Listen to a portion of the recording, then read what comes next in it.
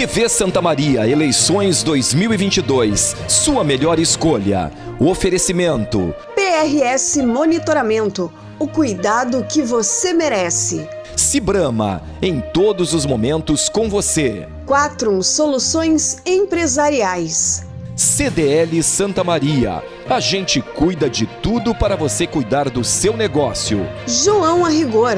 Você bonito na festa. Norberto da Cas Lounge. Novo espaço para eventos. J Collect. Inventários em estoque.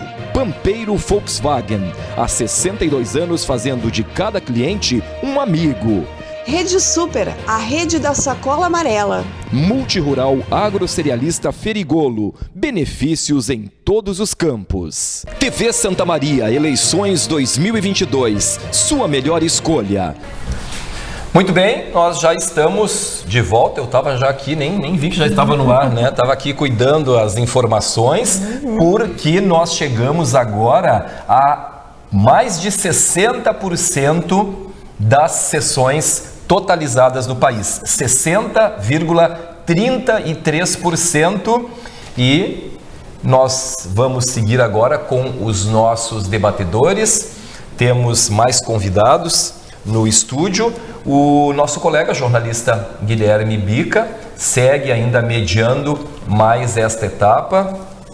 E nós temos agora como convidados, junto com o Guilherme, o Dr. Douglas Lopes, ainda o Evandro Berri e também o Leonardo Sagrilo Santiago estão agora com o Guilherme Bica. E o Guilherme agora, né, passou a bolinha para ele de novo para ver aí com os nossos convidados qual a impressão deles, presidência da República, né, afunilando cada vez mais aí, né, Guilherme? Contigo. Exatamente, obrigado, Vilceu. Só já vou começar, porque a gente sabe que o tempo agora vai ser um pouquinho mais restrito. Antes de entrar no estúdio, eu observei, quando tinha 10%, ou entre 10% e 15% de apuração, algumas urnas ainda não estavam sendo contabilizadas, e principalmente algumas urnas do Nordeste. Então eu já passo, e agora a gente percebe que a diferença entre o presidente Bolsonaro e o ex-presidente Guilherme, Lula... desculpe, perdão, só tem mais uma intervenção somente preferência da informação. Somente contribuindo aí contigo. Nesse momento, 63,45% das sessões totalizadas, e nós temos agora o seguinte cenário: Jair Bolsonaro com 45,87%, e Lula com 45,35%. Então, era aí que eu queria chegar. Pode essa não abertura das urnas, ou esse atraso na abertura de algumas urnas do Nordeste, ter refletido nessa arrancada do Bolsonaro no início, e agora o estreitamento, a aproximação deles dois, né, que nós já temos aí mais de 60% das urnas apuradas? Posso começar? Pode começar. Na verdade, a gente cumprimentar meus queridos amigos, Guilherme, Douglas, Evandro, e na verdade a gente pode trabalhar com conjecturas, né? E eu confesso que eu estava aqui, então eu não acompanhei se estavam abrindo ou não as urnas de quais estados. Eu sei que a região sul, o Bolsonaro deve estar com 60 e poucos por cento, acredito eu, ali, Rio Grande do Sul, Santa Catarina um pouquinho mais, Paraná, e acredito que no Nordeste isso reflita 60% a 40% para o ex-presidente Lula. Como é que isso vai se desenhar, que é a minha preocupação, porque bem na verdade a gente tem uma situação de polarização enorme, ou seja, aquilo que tanto a Tebet como o Ciro tentavam estabelecer como uma terceira via, a gente viu que não deu certo, porque o Brasil está numa polarização muito evidente, assim, e acho mesmo no que diz respeito a essa 46 e o outro candidato 46 também. Agora os dois estão 45. Então vamos jogar aí que 90% votaram ou Lula ou Bolsonaro. Sim. A minha preocupação com isso é se a gente não está tendo um segundo turno já adiantado, né? Porque as alianças do segundo turno, que é o que decide, que é o que vai decidir, por exemplo, acho eu aqui no estado do Rio Grande do Sul, com o Onyx na frente, Leite e Preto, pensando na situação de Leite e Onyx, nós temos o Preto decidindo a eleição. Isso é muito claro. Ao contrário, se o preto for contra o Onyx, nós temos o PSDB decidindo a eleição, e aí de que forma ele vai se movimentar, que é uma dúvida que a gente tem. Só que no cenário nacional eu não vejo essa situação, essa polarização, ela tomou conta de uma forma tão evidente que o apoio da Tebet e do Ciro não sei se são determinantes a esse ponto, né?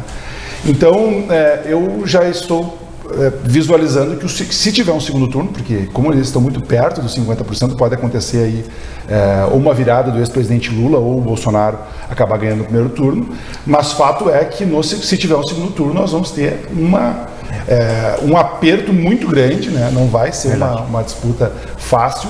E aí eu quero deixar uma preocupação muito forte em relação ao que nos espera nessa campanha, né? Porque a gente está vendo a violência aumentar, a gente está vendo as fake news aumentarem, então me parece que a gente tem que ter cada vez mais um senso democrático e uma percepção da nossa responsabilidade nessas eleições. Mas enfim, é apenas as minhas colocações em relação a essas porcentagens que foram colocadas. E agora para levantar outra situação também, Leonardo, um prazer estar com vocês aqui, o Evandro, o Guilherme, e levantar então a situação dos institutos de pesquisas, que até então, talvez tenha chegado um pouco perto da situação real.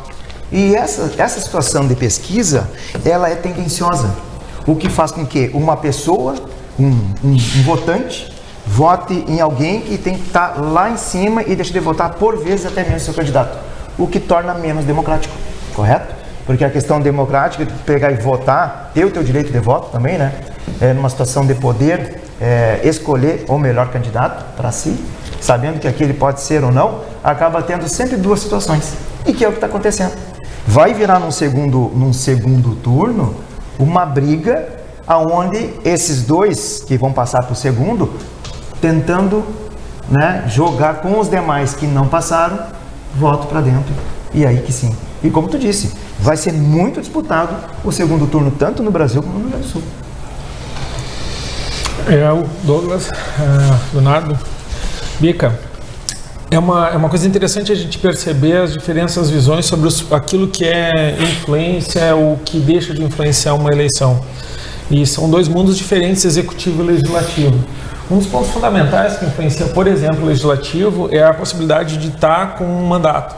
O sistema é montado de tal forma que tu estando com o mandato à mão, os recursos recebidos na época de campanha chegam a ser irrelevantes, porque qualquer que seja o valor, aqueles que estão com o mandato em mãos, eles têm a oportunidade de estar se comunicando com seus eleitores numa frequência muito maior. Quando se disputa executivo, normalmente são figuras de muito maior expressão, que tendem a estar mais tempo em exposição e por isso estar constantemente dialogando com seus públicos, porque hoje é praticamente inviável tu ter esses diálogos em massa, como é o caso, por exemplo, na presidência da República. E daí entra a pesquisa. A pesquisa, ela pode não ser uma coisa impactante, assim, mas é um ajuste fino que pode sim desequilibrar. O segundo turno, eu acho que a tua visão está muito correta. É difícil tu mudar, com dois candidatos com tanta energia eleitoral, é difícil tu mudar muito esse parâmetro, a não ser que um lado decida ir para a praia.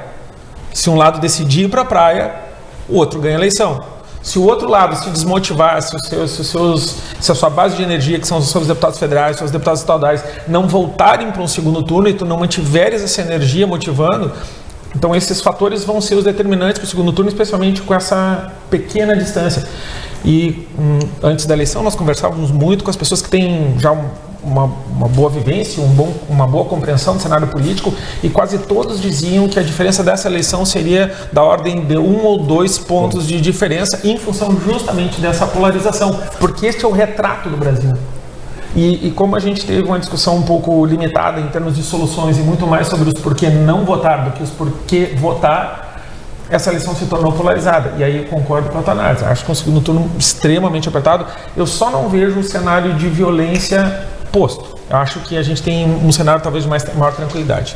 Só vou passar para a bancada que o Vilceu e o Janinho têm informações e a gente já volta para o debate. Guilherme e convidados, agora 8 horas da noite, mais 4 minutos, atualização 2 minutos atrás, às 20 horas e 2 minutos, com exatamente 70% das sessões totalizadas. E aí nós temos uma mudança aqui de cenário. Lula passa então para 45,74%, Jair Bolsonaro em segundo com 45,51% dos votos. Então tivemos aí uma inversão agora, né? Repito, atualização feita agora às 20h02. Lula 45,74%, Jair Bolsonaro 45,51%. E aí segue, portanto, a mesma ordem ali, a Simone Tebet com 4%, Ciro 3%, Felipe Dávila 0,51%, Soraya também, Padre Kelmon 0,7%, Léo Péricles 0,05%, Sofia 0,04%, Vera 0,02%, Constituinte Eimael 0,01%. Temos aí então agora 70% das sessões totalizadas. Janine, tu tens mais algum dado aí do Rio Grande do Sul? Sim, aqui no Rio Grande do Sul nós estamos com 88,71% das sessões totalizadas.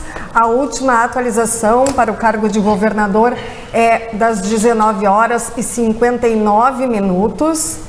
E aparece ainda em primeiro lugar o candidato Onyx Lorenzoni, com 37,8% dos votos, seguido de Eduardo Leite, com 26,93%, Edgar Preto na sequência com 26,54%, Luiz Carlos Reising com 4,14% dos votos, Argenta com 1,96%, Vieira da Cunha com 1,57%, Ricardo Jobim com 0,63%, Vicente Bogo com 0,26%, Rejane de Oliveira com 0,10% e Carlos Messala com 0,07% dos votos.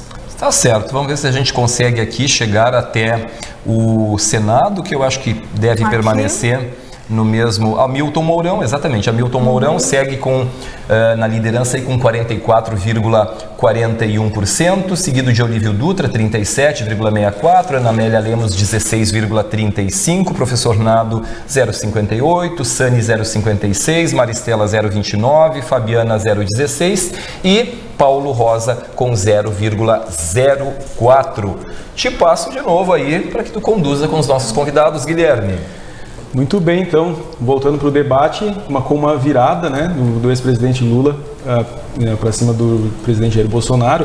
E eu gostei muito da análise no início do Leonardo sobre essa questão do segundo turno adiantado que a gente está tendo, por essa questão do voto por rejeição, que já acontece agora, que é uma coisa mais típica do segundo turno e que as pessoas, ao que parece, estão exercendo já no primeiro. Eu gosto muito de fazer conjecturas, eu sou o cara dos porquês, não é à toa que eu sou jornalista. Antigamente a gente dizia, não tão antigamente assim, antes de 2018, digamos assim, ou até mesmo ali antes de 2014 se falava, não, o PT tem 25% dos votos. Botou um cachorro lá, botou um poste, botou um cone, 25% dos votos. Depois veio o antipetismo, veio o Lava Jato, o impeachment da presidente Dilma, o antipetismo veio em 2018 e hoje eu pelo menos já observo, isso não é tão assim falado abertamente, mas eu já observo que caiu bastante e fica ali na faixa entre os 15 e 20, aquele pessoal que vota no PT, independente de quem for o candidato. E creio eu que o presidente Bolsonaro tem aí na faixa dos 30, 35, aquele pessoal que não importa o escândalo de corrupção que possa vir a acontecer, vão continuar votando no presidente Bolsonaro. Trabalhando com esses percentuais, e o percentual da eleição até agora e o percentual dos candidatos que podem ou não vir a apoiá-los no segundo turno, como que vocês acham que vai se desenhar esse segundo turno aí? Porque a gente tem Tebet com 4%, pode encerrar com 5%, Ciro surpreendentemente só com 3%. Se fosse antigamente em que o Ciro é um parceiro do presidente Lula, a gente já poderia ter outra visão, mas depois de tudo que aconteceu no primeiro turno, com os dois se engalfinhando, a gente já não consegue mais imaginar. Mesmo o Ciro não apoiando o Bolsonaro, ele não apoiando o Lula, isso já diz muito para o seu eleitorado, né? Então eu queria que vocês se deleitem agora e façam as conjecturas de vocês, e o Ber tá ansioso ali para falar. Eu acho que ele tá... Eu conheço. Pode começar então. Então vai, Ber. Onde é que está o PT quando a gente precisa dele? Em vez dos caras passarem o leite aqui, não, os caras estão entregando a rapadura. Vamos lá, PT, vamos cruzar o leite aí, dá uma mão pra gente, pô. Vamos lá. Falando sério agora. Segundo turno é segundo turno. Não tem nada a ver com o primeiro turno, especialmente em nível nacional. O tipo de acordo que se faz com aquelas forças que são dominantes, ela pode mudar significativamente, a não ser que tu tenha uma tendência forte onde está posta. Então, esses residuais dos outros candidatos vão ser muito mais aproveitados por essa sinergia que os candidatos conseguirem criar no segundo turno do que literalmente acompanhando tendências. Né? Então, a gente vai ver negociações intensas, gente que foi para um lado no primeiro turno talvez venha para o outro. Vai ser uma briga interessante, tanto do ponto de vista federal quanto do ponto de vista estadual. Né? E não dá para a gente imaginar que um resultado nacional não contamina o resultado estadual. Né? Então acho que essas forças vão trabalhar muito intensamente para se reagrupar, analisar onde é que foram os erros de estratégia e investir nesse discurso, porque ainda que nós tenhamos uma parcela de indecisos que acabou escolhendo um dos dois lados, não é garantia que para o segundo turno tu não tenha essa grande parcela repensando, dependendo do tom dos debates, do tom da conversa. Então ainda é um cenário aberto, por mais que essa vamos chamar assim, essa inércia esteja posta. Eu não poderia. Agora, as pessoas que eu conheço sempre me falam, e esses entendidos me dizem que vai ser uma eleição apertada, não há garantia de vitória no primeiro turno, de vitória no segundo turno, e será uma eleição que deverá ser decidida por uns 2 pontos percentuais de diferença. O Leonardo ele falou algo sobre o apoio da Tebet, da Simone Tebet, talvez não seja tão determinante assim. Vocês acham que essas figuras, Ciro, Tebet, Tronic, eles não têm força para direcionar os seus eleitores aos candidatos do segundo turno? Mas basta fazer uma análise. A Tebet ela está com uma candidatura, mas o Renan Calheiros, por exemplo, está apoiando Lula, né? E Eunício e outras pessoas que estariam com ela numa questão. E eu acho que é uma questão importante que a gente tem que reanalisar enquanto nação, enquanto sistema eleitoral. Nós não estamos tendo uma eleição pautada pelo partido. Quer ver um exemplo disso? O Bolsonaro, há 4 anos atrás, estava em outro partido. Ele muda o partido e ele mantém fielmente todos os seus eleitores. Isso muda um pouco o cenário que nós tínhamos. Tem pessoas que, tu falou de uma forma muito interessante isso. Se colocassem qualquer pessoa ali, teria 15%, 30% de votos. Mas ele falou, o Bolsonaro tem isso. Ou seja, está muito na figura dele, os seus eleitores. Nós não temos hoje um partido conservador que tem um número X de eleitores, né? Bom, em relação ao segundo turno agora, né? Em primeiro lugar, o Ciro não tem isso de eleitores, mas de pessoas que acreditam na sua candidatura. Ele tem muito mais do que isso.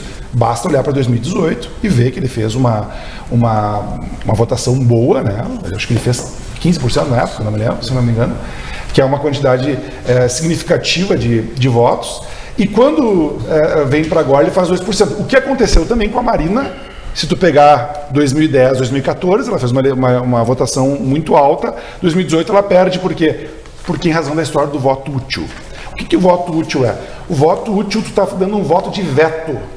Tu não quer o fulano, então eu voto nesse porque esse ganha do fulano. Então tu não vota porque tu tem propostas, tu acredita numa reforma política, tu acredita que tem que ter uma reforma previdenciária, tu acredita que tem que ter uma melhoria no que diz respeito a uma política pública. Não, tu vota porque tu não quer o Bolsonaro, daí tu vota no candidato que melhor está nas pesquisas em relação a isso. Se nós voltarmos, e aí o Evandro que está mais dentro da política há mais tempo, ele deve lembrar do ano, mas teve um ano que era a Ieda. Ela entrou para o segundo turno por causa de um voto de rejeição ao PT.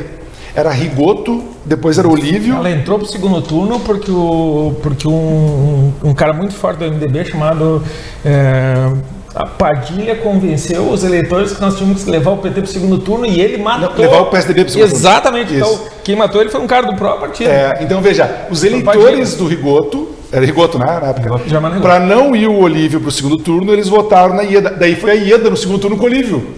E tiraram o Rigoto do segundo turno. Então veja, essas esses movimentos, às vezes, estratégicos, pautados com uma ansiedade de querer resolver no primeiro turno, às vezes tu acaba deixando o teu candidato de fora, né? O que acontece muitas vezes para vereador, né? Tu já acha que um vereador está eleito, ou ele vai puxar voto, tu vota no outro para ter mais, e aí tu acaba perdendo a eleição. Eu só faço um retoque nessa análise.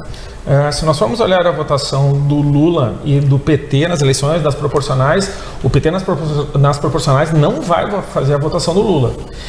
E o Lula não tem sucessor. Dá para ver o desastre que foram as pessoas que tentaram suceder a imagem e o ícone que representa para a esquerda o Lula, que é uma figura meio mítica, entendeu? Ele está acima do bem ou do mal, do direito, da moral e da justiça. Agora, já o Bolsonaro, ele tem um Tarcísio, que vem inclusive com propostas de desenvolvimento e capaz de abarcar a parte da população que tem uma visão mais média. Então, muito embora no cenário de curto prazo a gente tenha essa polarização baseada, tu vê que uma proposta de centro-direita tem um sucessor de futuro para ser investido e que a esquerda não tem.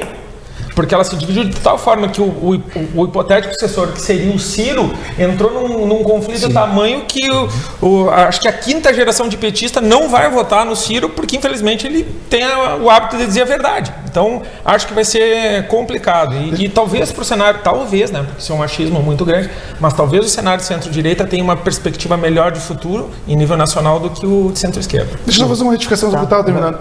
Desculpa, Douglas. Estou acostumado com apartes. Mas eu só quero retificar uma questão, porque eu acho que o Bolsonaro não é centro-direita. O Bolsonaro, para mim, é ultra-direita, né? Então vamos colocar os nomes, né? Sim. Se o PT é esquerda, o Bolsonaro não é centro-direita e jamais foi. Ele é ultra-direita. Eu diria que o PT é mais centro-esquerda do que o Bolsonaro. Muito mais do que o Bolsonaro é centro-direita. Mas para mim o Tarcísio representa uma opção de centro-direita, né? Eu digo, a centro-direita tem opção no futuro, coisa que a esquerda, infelizmente, salvo o Ciro, não tem. Isso só é minha opinião, não estou divergindo. Mas concordamos, estamos concordando. A não ser que a gente considere Simone Tebet esquerda. Não considerar. Então. Mas não tem caldo para ser. E eu acho que o Evandro corrobora o que eu falei quando eu falei que não é disputa de partidos, é de nomes. Exatamente. O Lula, desde 1989, é o candidato da esquerda. Desde 1989. Em 89 ele disputou com o Brizola, e o Brizola some ali que ele era o nome, quando ele volta do exílio e propõe o PDT no início da década de 80, e desde então o Lula é o candidato. Exatamente. Bom ou ruim, ele é o candidato da esquerda. E nós enquanto nação, nós não temos, por exemplo, nós temos aqui uma centro-esquerda, porque a esquerda e a imagem do PT é tão forte que ele consegue fazer alianças muito fortes em volta dele. Então veja, coisa que o Bolsonaro faz com a direita, que também se vê muito representada por ele, até mesmo de centro-direita ao ponto de se unir com ele, o Lula faz desde 1989. Quando o Brizola, em 95, ele tira 4º lugar, aconteceu a mesma coisa que aconteceu com o Ciro agora. O Brizola ficou em 3º, em 89, e em 94 ficou em 5º. Foi mais ou menos isso, talvez possa estar errando. Então, essa figura do Lula e essa figura do Bolsonaro, eu acho que ela diminui a proposta do partido. Eu não acho bom isso. Eu acho que nós devemos pensar que o partido ele representa um ideal para além do que é o Lula e para além do que é o Bolsonaro. E é por isso que os partidos são tão importantes. Então, estou de acordo com o Evandro. Eu acho que o Lula ele é muito mais forte do que o próprio PT, assim como o Bolsonaro é muito mais forte do que o partido que ele vai estar. Independentemente, a gente viu isso. E tanto isso corrobora que acabou de dizer. Nem disse o nome do partido do Bolsonaro. Não, que agora vai estar.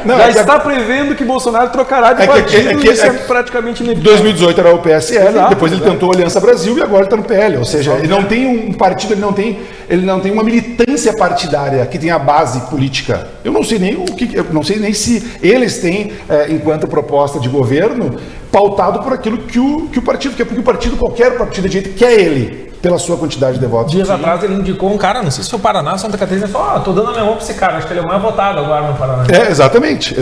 E no debate ele falou assim, em razão dessas acusações, lá no Mato Grosso, agora, a partir de agora, eu tô apoiando tal. Possivelmente esse cara tá na frente. Então, veja, é um nome. Futuro governador. E será que isso é importante? Será que tu não ter um partido para discutir quais serão as ações e os nortes que serão estabelecidos? Me parece que isso é muito ruim. A gente está criando heróis. A gente precisa de partidos, porque uma política, ela morre se ela estiver baseada em heróis. É só a minha opinião. Desculpa, Douglas, ter cortado. Devolvo a palavra a ti, meu amigo. Leonardo, eu sei que tu tem compromissos. Se precisar sair, fica à vontade. Se não, continua aqui com a gente. Obrigado. Vocês falaram da situação das alianças agora no segundo turno, mas também, e na tua experiência, Evandro, da situação dos votos nulos, né, e os votos em brancos, que talvez também seja uma percentagem que possa ajudar muito e até mesmo como numa situação em que 50 mil votos pode ser a diferença final de uma eleição, eu acredito que dentro disso também estão os dois de olho nesses votos. Eu acho que esse segundo turno vai ser uma campanha muito forte para tentar resgatar quem não votou e manter os seus blocos motivados. Por isso que eu acho que ainda, talvez a gente tenha uma algoização, porque para manter o povo motivado, às vezes precisa de uma polêmica. Eu só espero que isso não se traduza em violência. É normal motivar, é normal, né, levar a militância para ficar mais aguerrida, mas isso vai ter um certo limite. Aqui em Santa Maria foi tranquilo a eleição, a gente não teve, salvo alguns eventos específicos, não teve nada mais... Até mesmo porque o voto tem que ser votado. Ninguém pode ficar em cima do muro. Ou é um ou é outro. A questão é que está sendo muito esquerda e muito direita, e quem está tomando ferro é o próprio povo. Então, enquanto forem extremos, e você sabe que extremos, sempre alguém ele é prejudicado, enquanto houver isso, a situação do povo brasileiro, né, acaba perdendo. E mais um tema que eu sempre digo, acho que essa é a grande solução para todos nós, e talvez seja o grande antídoto para a polarização, que era a questão da educação. Ela de novo virou um tema secundário na eleição. Então, enquanto a gente não tiver um programa mais sério, mais ativo, tanto em nível estadual, federal e municipal, para melhorar a qualidade da educação, a gente vai sempre tender a abandonar o discurso, abandonar o diálogo, abandonar as ideias para escolher o herói do momento. Mas nesse caso, a gente tem duas posturas de mundo, são os dois heróis do momento, e as pessoas vão ter que se pautar nisso. É o que está posto. Eu gostaria de ver um outro cenário, que a gente pudesse discutir soluções. E que não se discute mais política enquanto... por exemplo, eu estou apoiando o partido tal, até mesmo tu que é político e sabe, já passou por esse tipo de situação, de discutir, nós temos enquanto essência, enquanto princípio aqui do nosso partido, isso. E a gente não tem uma proposta de passar isso para a comunidade, ou a comunidade não tem o interesse de saber quais são os partidos que defendem isso, o que é importante dentro de um cenário político. A gente criou heróis, a gente criou pessoas que falam aquilo que eu queria falar e, portanto, ela me representa sem saber se isso vai ter um retorno na educação, na saúde, na segurança, e isso cria um jogo de paixões, e aí parece um jogo de futebol. No mundo real, no mundo concreto, heróis não existem. Eles precisam que alguém escreva sobre isso e conte essa história como versão para alguém. E neste mundo, quem monta a história e conta a versão é o marketing. E aí é que, infelizmente, lamentável e vergonhosamente, o volume de dinheiro nas campanhas está se tornando definitivo. Porque ao construir a jornada do herói e transmitir isso durante a campanha para o eleitor, faz o eleitor imaginar que aquela sequência de fatos é linda e bonita, quando na verdade, se tu puxar a linha do tempo, é igual inclusive tu pode enxergar onde é que vai terminar. Mas como a gente não tem esse nível de compreensão, a gente é péssimo em interpretação de texto, e o volume de dinheiros distribuído, e aqui eu faço menção honrosa àqueles ingênuos que acham que o problema é o fundo eleitoral, porque não é. Mas no mundo real e concreto, a distribuição equivocada desses fundos e o uso exagerado desses recursos em propaganda e não na definição concreta daquilo que é proposta é que está nos colocando na ideia dos heróis. E é por isso que a gente, infelizmente, polariza. Se nós trabalharmos mais em educação e menos em marketing, a gente começa a melhorar as coisas. Mas eu não me lembro de nenhum discurso nos últimos 15 anos que fale em educação, salvo Cristóvão Buarque, que ainda trazia esse assunto em eleições. Sim, tu tocaste num ponto fundamental que é a educação. E outra coisa assim, ninguém falou em partido no Brasil. Existem 40, 50, daqui a pouquinho vai ter 1000 partidos no Brasil, né? Cada um defendendo o seu ideal e todo mundo diferente da questão do Brasil. E vamos colocar uma grande empresa? Se a grande empresa for má gerida, não tiver uma boa gestão, quebra. O Brasil não quebra porque tem muito dinheiro. Já vamos começar por aí. E quem está lá, independente de partido, é realmente a pessoa certa que está ali? É realmente o senador que está lá, que vai defender alguma coisa, que depende de um ok, de um sim do outro, que até mesmo não tem empatia com esse senador nosso, que o próximo vai ser, e que não tem empatia, alguma coisa assim, entre todos, deputado, seja estadual, federal, o que for, mas tem. O grupo tem que ser coeso, tem que ser um só, tem que ser Brasil, mas eu não vejo ninguém a favor do brasileiro. Mas se nós buscarmos, é que Brasília está um pouco longe, vamos trazer a realidade para Santa Maria. Olha Santa Maria, a gente transforma o mundo de casa para fora. Tem cabimento tu ter 2 dezenas de candidatos a deputado estadual em 200 mil votos? Então, se uma cidade tem um projeto de poder, como é que a gente vai ter poder se tu vai ficar com 1 ou 2 representantes quando tu podia ter 4 ou 5? E infelizmente nós não tivemos ninguém para sentar e conversar não precisa nem ser entre todos os partidos, entre os campos, né? Direita, centro, esquerda. Como é que a gente não sentou e não disse, tudo bem, vamos botar só 4 ou 5? Então, não é só Brasília que está precisando ter liderança e planejamento. Claro que não. Aqui em casa a gente já pode se organizar. Exatamente, já começa por aí. Mas a última eleição municipal já foi isso. Se criou a ideia dos mitos, a gente polarizou e não surgiu nenhuma liderança capaz de apontar caminhos. E aí nós vamos de novo, Santa Maria, ter uma sucinta representação para não ser mais crítico. Por quê? Porque nos falta aqui em casa, não é lá em Brasília, a 2.600 km, não, é aqui está faltando interpretação de texto. Até mesmo que falo muito em democracia em si é o poder do povo, e o povo nunca teve poder no Brasil. Já começa por aí. Mas é uma democracia que está aprendendo. Eu acho que cada eleição... Ela é muito nova, é claro. Mas precisa de educação. E eu tenho esperança, está aumentando a expectativa média de vida. Até os 90 a gente tem que aprender a votar. Pode ser.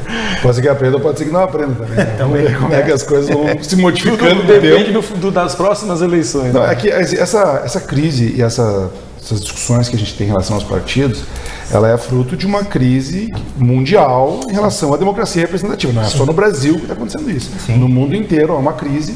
Por quê? Porque nós decidimos tantas coisas hoje pela internet, só que no nosso país a gente tem que esperar de 4 em 4 anos para votar para alguém, votar por nós, pautas que a gente acredita que são importantes. No Brasil ninguém faz plebiscito. Não se discute as coisas em plebiscito, não se traz essas discussões. E, portanto, pouco tu tem, porque só se reserva isso nas épocas das eleições, pouco tu tem debate que vai para a sociedade de pautas. Exato. Né? Tu não tem pautas, por exemplo, se nós formos falar e elencar quais são as pautas que foram trazidas num debate que agora foi assistido por 62 milhões de pessoas na Rede Globo, tu não sabe quais são as pautas de cada um deles. Mas tu viu agressões, Então, veja, é novamente essa sinalização de esperança numa pessoa. E aí, eu acho que nós temos que tomar muito cuidado com essas paixões, porque a gente começa a defender tanto um lado ou uma pessoa que a gente acaba achando que a gente quer mais a vitória do que a gestão. Exatamente. A gente quer vencer o outro lado. Então, isso para uma nação que tem pretensões democráticas como nós e que tem esse tamanho continental, eu acho muito ruim do ponto de vista de futuro, né? De que forma nós estamos estabelecendo nortes ou até mesmo princípios para essa nova geração que está vindo, e temos que repensar. Eu acho que passa pelo diálogo, passa por termos campos onde possa ser discutido pautas, e isso está longe de acontecer pelo que eu vejo, né? Cada um está no seu quadrado, buscando seus votos, ser eleito mais 4 anos, mais 8 anos. Temos que repensar. Trouxesse uma questão fundamental. Como é que a gente não sabe o que está sendo votado? Quer dizer, eu sei, mas como é que a maior parte da eleitor... Tu só vai saber do que está sendo votado depois que já foi votado, aí vem aquele mural. Olha quem votou nisso. Peraí, por que não teve o mural antes? Vamos ver como é que os votos vão ser preenchidos. E são coisas importantes que acontecem. Não é só na União, é no Estado e no município. As questões fundamentais da nossa vida são decididas e a gente só toma ciência da profundidade, da importância da questão depois que já está consolidado. Sim. Isso sem falar nas pautas que são voltadas de madrugada e que os candidatos se abstêm para não se comprometerem com a pauta. Ou que nem e aí, se elas forem pautar, a pauta for pautada, olha só que maravilha, na imprensa de forma adequada, a população ou pelo menos as entidades representativas vão poder pressionar os candidatos de acordo com seus interesses, cobrar qual vai ser o teu posicionamento, como que tu vai votar nessa pauta. Vai votar conforme o partido? O teu partido está dizendo que vai votar sim, mas tu se elegeu aqui com o meu voto dizendo que ia fazer diferente. Tu vai votar com o teu partido? A gente vai olhar. Aí a coisa muda de figura, mas enquanto a gente só olhar para os candidatos de 4 em 4 anos, apertar a mão deles, né, e comer pastel, caldo de cana com eles, não vai ter jeito. Até vou dar um exemplo. O Diário, há umas semanas atrás, estava apontando muito forte a questão da reciclagem do lixo, da separação dos catadores, da destinação correta e adequada e eficiente do nosso resíduo. E dali a pouco uma sucessão de crimes que aconteceu, que são fatos graves, tirou completamente a atenção, e são coisas importantes, mas as pessoas não se preocupavam mais num problema de longo prazo tão devastador, ou muito mais com potencial de mortes do que um homicídio. Então a gente ainda tem que resetar a nossa forma de pensar, porque muitas vezes tu perde o foco de uma coisa que é resolvível agora para focar numa que é mais imediata, mas de extrema gravidade, como por exemplo um homicídio ou um latrocínio, alguma coisa do gênero. Pessoal, eu vou pedir só mais a gente está encerrando, eu vou pedir para o pessoal da produção só mais um minutinho para cada um de vocês fazer as considerações finais e daí a gente se despede, tá bom? Certo, então agradecer o espaço, né? E acho que é importante a gente dialogar.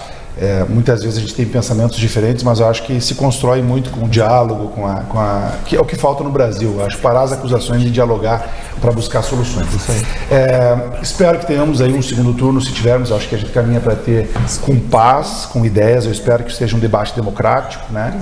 E que vença aquele que mais fizer votos e a vontade popular. Essa sim sempre deve ser respeitada. Vida longa à nossa democracia, que embora seja nova, podemos aí muitos anos aí, defendê-la, porque eu acho que esse é o papel de toda pessoa que acredita na democracia. Obrigado pelo espaço.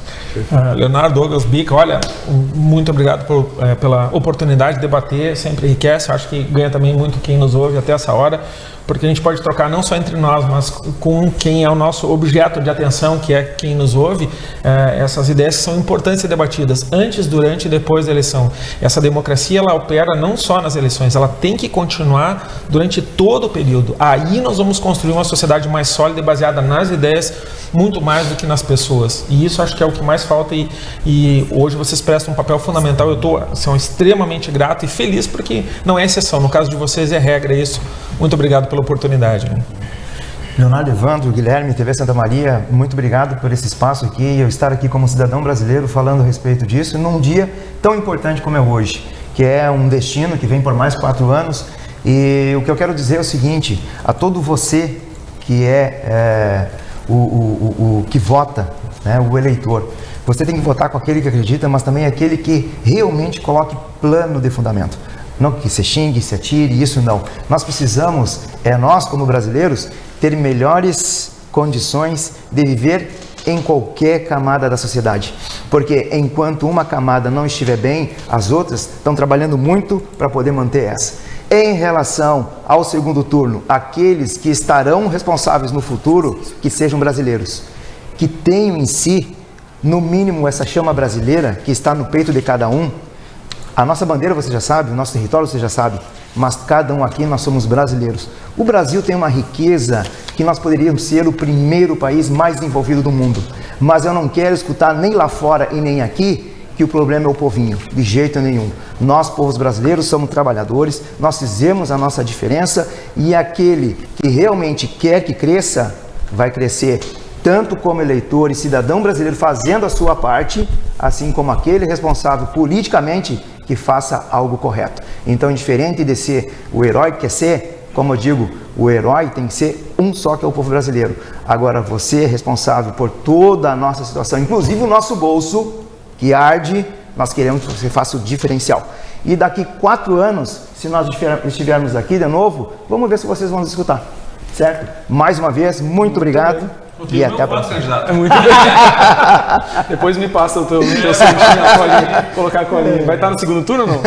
Tá bom, então. Obrigado, viu, os debatedores. Vou passar a bola, então, agora para a Janine e para o Vilceu. Lembrando, mais uma vez, que a nossa transmissão tem um oferecimento de PRS Monitoramento, Cibrama, 4 Soluções Empresariais, CDL Santa Maria, João Arrigor, Norberto da Casa Lounge, J Collect, Inventários em Estoque, Complexo Hospitalar Astrogildo de Azevedo, Companhia dos Bichos, Pampeiro Volkswagen, Rede Super e Multirural Agro Cerealista Ferigolo.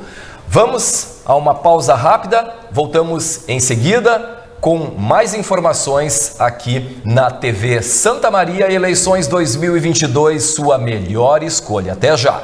TV Santa Maria, eleições 2022, sua melhor escolha. O oferecimento. PRS Monitoramento, o cuidado que você merece.